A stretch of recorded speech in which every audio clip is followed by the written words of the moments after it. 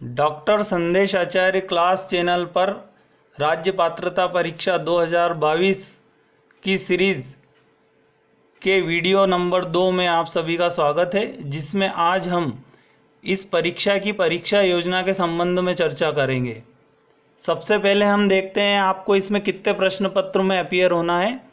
तो कुल 2 प्रश्न पत्र इस परीक्षा के लिए आयोजित किए जाएंगे, जिसके अंतर्गत जो पहला प्रश्न पत्र है वो शिक्षण एवं शोध अभिवृत्ति टीचिंग एंड रिसर्च एप्टीट्यूड से रिलेटेड होगा, जिसमें कुल 50 प्रश्नों को आपको 60 मिनट में हल करना होगा और प्रत्येक प्रश्न के लिए 2 अंक निर्धारित हैं।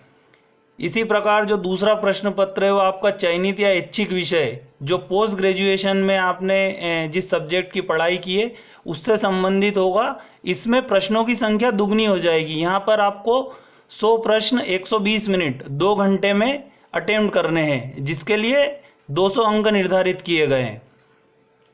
अब हम देखते हैं कि प्रश्न पत्र में कितने प्रतिशत मार्क्स लाने पर आप लोग इस परीक्षा के लिए एलिजिबल रहेंगे या परीक्षा में आप क्वालिफाइड हो जाएंगे। तो जो हमारा अनारक्षित या सामान्य वर्ग है उसके लिए जो दोनों प्रश्न पत्र हैं उसमें सेपरेटली आपको 40% और जॉइंटली भी आपको 40% अंक प्राप्त करने हैं।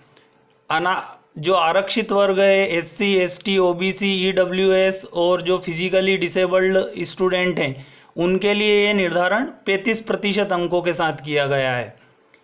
इसमें एक बहुत महत्वपूर्ण बात है कि परीक्षा में किसी भी प्रकार का ऋणात्मक अंकन नहीं किया जाएगा। तो आप सभी को सारे प्रश्न अटेम्प्ट करने हैं, क्योंकि इसमें कोई नेगेटिव मार्किंग नहीं है।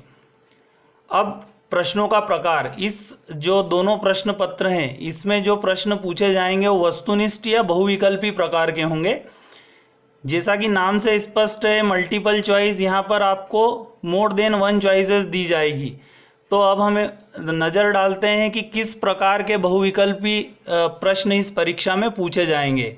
तो सबसे पहले सामान्य बहुविकल्पी प्रश्न, जिसके अंतर्गत जैसे एक प्रश्न आया कि UGC की स्थापना कब हुई थी और आप लोगों को 4 ऑप्शन दिए होंगे। एक ऑप्शन आपको जो सही ऑप्शन है वो सिलेक्ट करना है। इन प्रश्नों की खासियत ये रहती है कि इसमें जो उत्तर रहता है वो सिर्फ एक ही विकल्प का सही रहता है। इसी प्रकार जो दूसरा प्रकार है बहुविकल्पी प्रश्नों का वो होता है सुमेलित कॉलम मैच करने का, जहाँ पर कॉलम A और कॉलम B में कुछ ऑप्शंस दिए जाएंगे, आपको उनकी मैचिंग करना है। तीसरा प्रकार के जो प्रश्न होते हैं वो सही गलत के होते हैं।